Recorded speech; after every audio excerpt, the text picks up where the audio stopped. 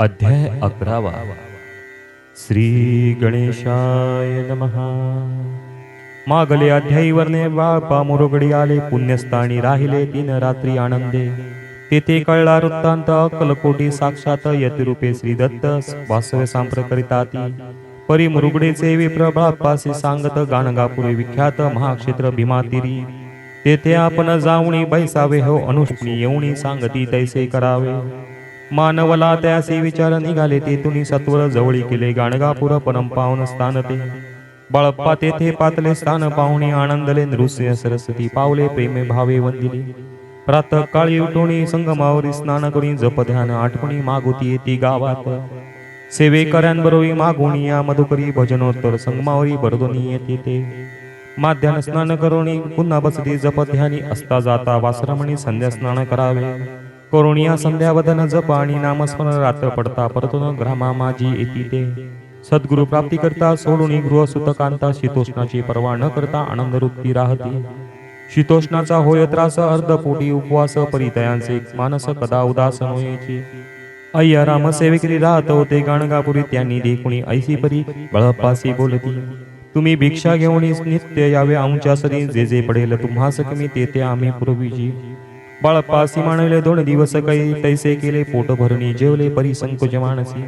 जाणे सोडले त्यांचे घरी मागून या मधुकरी जाऊन या संगमावरी जोळी उदकी बुडवावे. आणून या बाहेरी तैस बैसुनी ते ती शिळेवरी मग खाव्या भाकरी ऐसा नेम चालविला. ऐसे लोटले काही दिवस सर्व शरीर झाले कुशल निशितीने चिंता चित्तास सद्गुरु प्राप्तीची लागली. हिन आपले प्राक्तन भोग भोगवी दारुण पहावे सद्गुरु चरण ऐसे पुण्य नसेची. 1 मास होता निश्चिती स्वप्न 3 यतिमूर्ती येऊन या दर्शन देती बाळप्पा चित्ती सुखावे.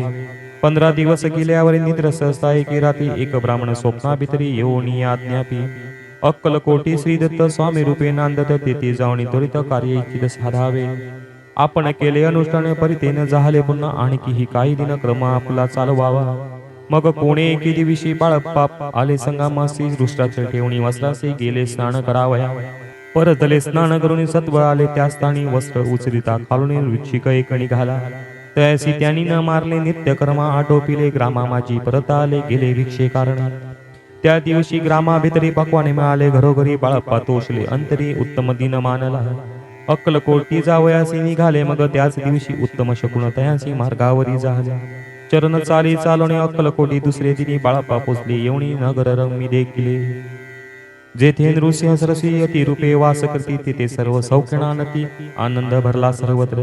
त्या क्षेत्रीचे महिमान केवी वर्णमे अज्ञान प्रत्यक्ष जे वैकुंठ भुवन स्वामी कृपेने जाहले. इति श्री स्वामी चरित्र सारामृत नाना प्रकृत कथा संमत श्रोते सदा परिचित 11ोऽध्याय गौडः श्रीरस्तु शुभं भवतु शुभं भवतु शुभं भवतु.